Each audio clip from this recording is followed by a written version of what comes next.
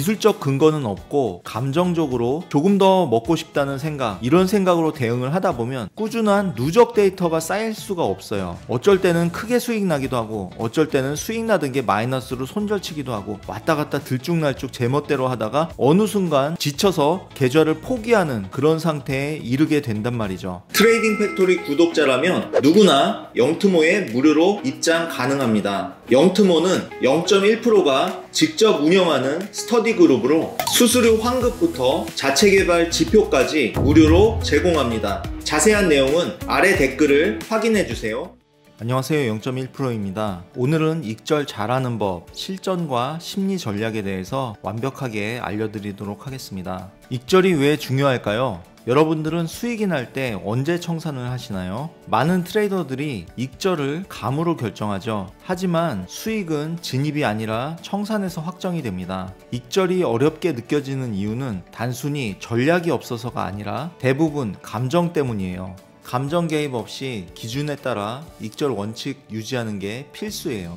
오늘은 익절을 어렵게 만드는 심리적인 부분을 정리하고 실전에서 즉시 적용 가능한 익절 전략을 소개해 드릴게요. 자, 그렇다면 익절을 어렵게 만드는 심리적인 요인들에 대해서 말씀드리도록 하겠습니다. 첫 번째, 복구 심리인데요. 이번에 반드시 만회해야 한다는 이 복구 심리, 이전 손실을 만회하려는 심리가 작용을 하면 익절보다 복구하는 데 집착을 하게 돼요. 가령 내가 손절을 해서 마이너스 100이란 금액으로 출발을 했다고 가정을 하자고요. 그 다음 거래에서 진입을 해서 수익이 나고 있어요. 그런데 내 매매 원칙상 70에서 80 정도의 수익이 났을 때는 익절을 해야 되는 상황임에도 불구하고 이전 손실에서 입었던 100이란 금액을 복구하기 위해서 익절을 미루고 더 미련을 갖다가 오히려 수익으로 마감할 수 있었던 포지션이 반대로 마이너스로 바뀌는 경험, 여러분 다들 한 번쯤 해보셨을 거예요. 그렇다면 어떻게 대응을 해야 할까요? 답은 모든 매매는 독립적으로 생각을 해야 된다는 거예요. 즉, 이전에 손실 났던 거래는 잊어버리셔야 됩니다. 어차피 손실 난 거는 하나의 그냥 지나간 거래에 불과한 거고요. 지금 현재 내가 대응하는 이 거래, 이번 거래에 최선을 다해서 대응하는 것이 이러한 오류를 줄일 수 있는 방법이 되겠어요. 익절을 어렵게 만드는 두 번째 요인은 더 갈 것 같아서, 즉 탐욕 때문입니다. 기술적 근거는 없고 감정적으로 조금 더 먹고 싶다는 생각, 단순히 이런 생각으로 대응을 하다 보면 꾸준한 누적 데이터가 쌓일 수가 없어요. 어쩔 때는 크게 수익 나기도 하고 어쩔 때는 수익 나던 게 마이너스로 손절치기도 하고 왔다 갔다 들쭉날쭉 제멋대로 하다가 어느 순간 지쳐서 계좌를 포기하는 그런 상태에 이르게 된단 말이죠. 시장은 여러분이 생각하는 것보다 굉장히 속임수가 많습니다. 우리가 차트를 바라보고 있으면 계속 눈을 현혹시키고 마음속에 탐욕과 공포를 심어주게 돼 있어요. 그래서 막 잘 간다고 해서 더 갈 것 같다고 더 들고 있는다거나 힘이 없다고 해서 얼마 못 갈 것 같다 해서 미리 자르거나 이런 패턴을 흔히 범할 수가 있는데, 손절이든 익절이든 원칙적으로 기계적으로 하는 것이 매우 중요해요. 이것에 대한 해법으로 고민이 되더라도 원칙적인 익절 목표가에서는 무조건 익절하실 것을 권해드려요. 익절을 어렵게 만드는 심리적인 요인 세 번째는 놓친 수익에 대한 후폭풍입니다. 더 벌 수 있었는데 하는 이런 아쉬움에서 나오는 그런 행동이라고 할 수 있겠죠. 앞에서 말씀드린 것처럼 내가 익절을 하고 나서 급등하면 이미 수익을 냈음에도 불구하고 스트레스를 받는 경우가 많이 있죠. 내가 이미 얻은 수익에 감사한 마음을 갖는 게 아니라 놓친 수익이 머릿속에 두고두고 아쉬움을 남게 만드는 그런 경우라고 할 수 있겠어요. 그런데 그렇게 그냥 아쉬워하기만 하면 다행인데 이 심리로 인해서 다음 매매가 망가지는 경우가 되게 많아요. 차트를 통해서 예를 들어 볼게요. 지금 화면에 보시는 차트는 나스닥의 5분 차트예요. 차트에서 보시는 것처럼 가격이 엄청나게 급락을 했던 구간이 있어요. 그런데 보통 여기 꼭대기에서 매도해서 이 바닥까지 수익 낼 수 있는 사람은 아무도 없어요. 가령 내가 여기서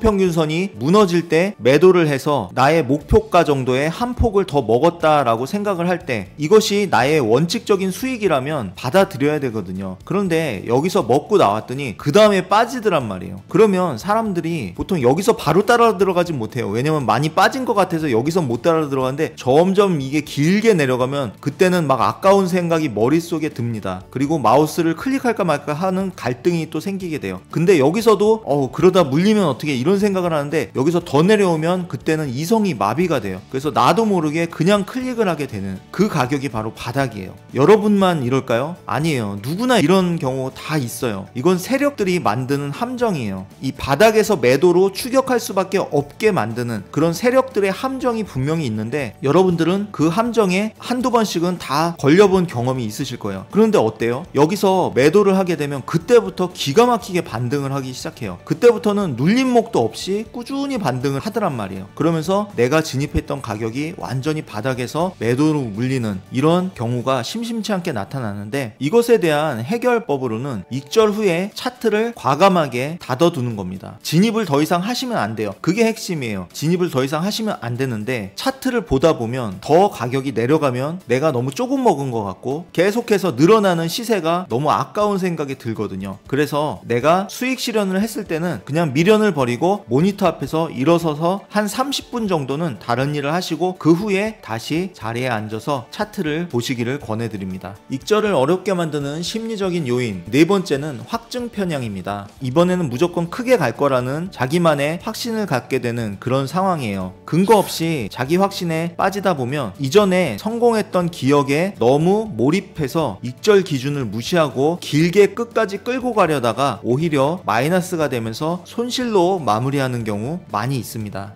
차트를 통해서 예를 들어 볼게요. 해당 차트는 나스닥의 5분 차트입니다. 가격이 횡보하다가 급등을 하기 시작했어요. 그래서 여기서 이전 고점을 양봉 종가로 마감을 했을 때 매수를 들어갔어요. 이런 경우 직전 캔들 아래에다가 손절을 잡고 목표가 1.5 또는 2대1 정도 해서 이 정도 부분에서 힘이 약해질 때 익절을 했으면 매우 건강한 거래가 됐을 텐데 그런데 사람이 뭐에 필이 꽂힐 때가 있단 말이에요. 과거에 이런 그림 이렇게 급등하는 장대 양봉이 나왔을 때 다음 캔들에서도 추가 상승이 일어났었지 라고 생각하면서 오히려 진입 포지션을 청산하지 않고 위에서 불타기로 추가 매수를 하나 더 태우는 경우가 있어요. 머릿속에는 이미 목표 가격이 나와 있습니다. 과거에도 이런 경우 엄청나게 올랐어 라고 막연하게 희망을 갖고 오히려 매수를 하나 더 태웠어요. 그런데 결과는 어떻게 됐을까요? 자, 보시는 것처럼 위에서 추가 매수했던 것은 완전히 꼭대기에서 매수 물린 게 되어버렸고 중간에 매수해서 수익 났던 포지션도 어느 순간부터 마이너스가 되면서 결국 큰 손실을 입고 손절을 하는 그런 결과가 발생되었어요.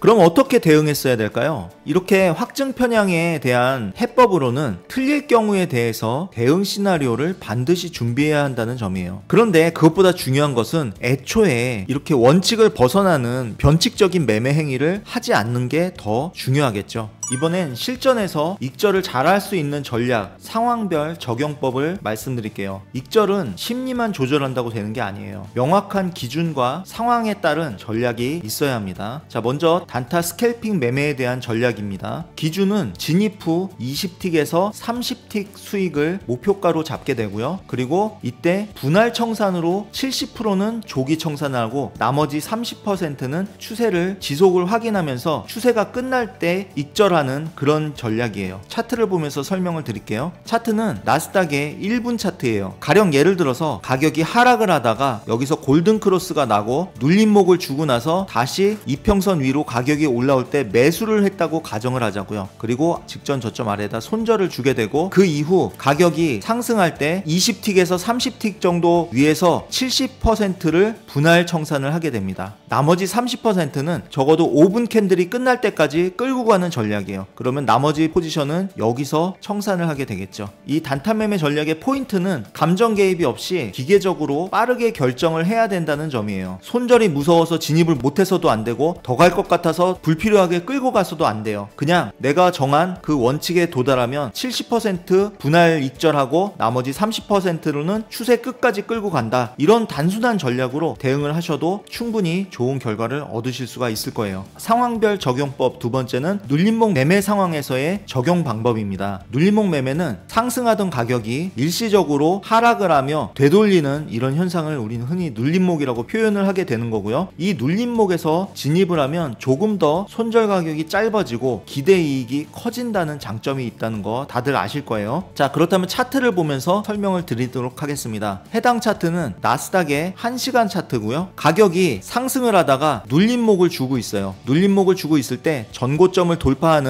이런 지점에서 매수를 진입하게 된다고 가정을 하겠습니다. 손절은 물론 직전 저점 아래에다가 잡아주게 되고 여기서 분할 청산이 들어가게 되는데 내가 청산 목표가로 잡은 첫 번째 자리에서 50%를 분할 청산을 하게 됩니다. 그리고 나머지는 추세가 끝날 때까지 들고 가는 그런 전략이에요. 자, 한번 그 이후의 상황을 살펴보겠습니다.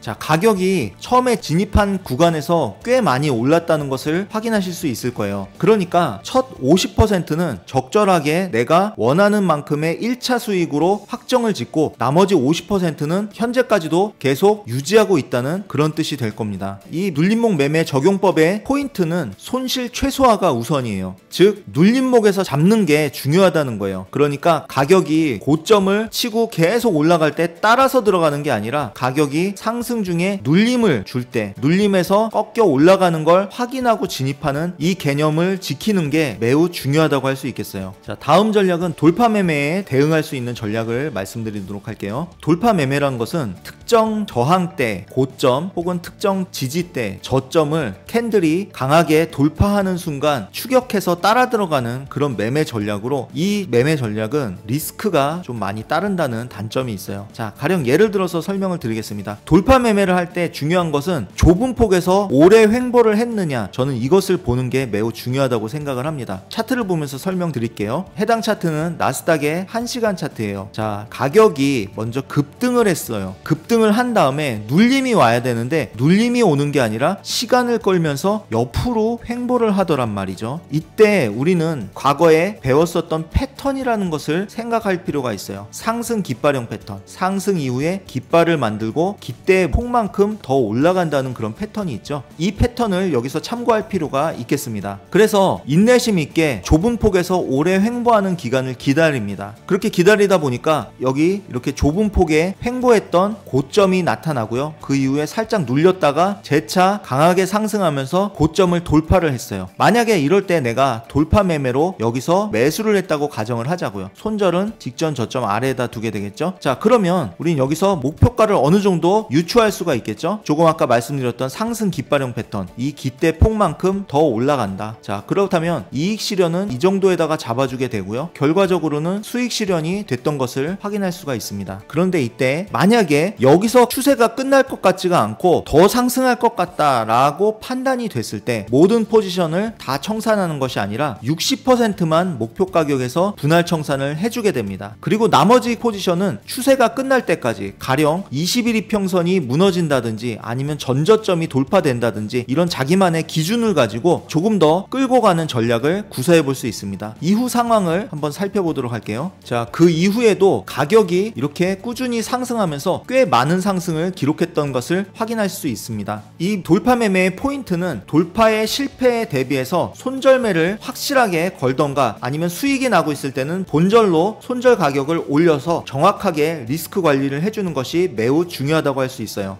다음은 박스권 매매에 적용 가능한 전략을 알아보도록 하겠습니다. 기준은 박스권 상단의 저항에서 분할 익절을 해준다는 그런 개념이에요. 그러니까 즉 매수 가격이 올라가는 이런 상황을 내가 인지했을 때 어떻게 거래를 하느냐 하는 걸 설명을 드릴게요. 자, 차트를 보면서 알아볼 텐데 차트는 나스닥의 1시간 차트예요. 차트를 조금 관찰하다 보니까 어느 정도의 추세선이 만들어진다는 것을 확인할 수가 있겠어요. 그래서 상단에서 저항받고 하단에서 지지받고 이러한 패턴으로 가격이 움직이고 있다는 것을 확인할 수 있습니다. 과감하신 분들은 여기서부터도 매수 계속 대응을 하실 수가 있지만 뭐 어쨌든 우리가 이 정도에서 추세선에 터치했을 때 매수를 한다고 가정을 해보자고요. 여기서 매수를 했을 때 추세선 상단에 도달하면 70%는 익절을 해주게 됩니다. 70%는 익절을 해주게 되고 나머지는 추세 돌파를 기대하고 좀 더 끌고 가는 그런 전략이에요. 처음에 잡았던 가격은 여기서 70% 익절을 한 함과 동시에 손절 가격을 저점 아래에서 본절로 옮겨주게 될 거예요. 그 이후 상황 보시면 손절에 걸리지 않고 가격이 급등하면서 올라가고 있는 것을 볼 수 있어요. 이때도 마찬가지로 목표가 개념을 둬서 채널 폭의 2배 정도, 그러니까 이 정도에서 나머지 30%를 모두 청산을 하던지 아니면 21 이평선이 완전히 무너질 때까지 계속 들고 있던지 이런 전략으로 대응을 하시면 수익을 극대화하실 수가 있습니다.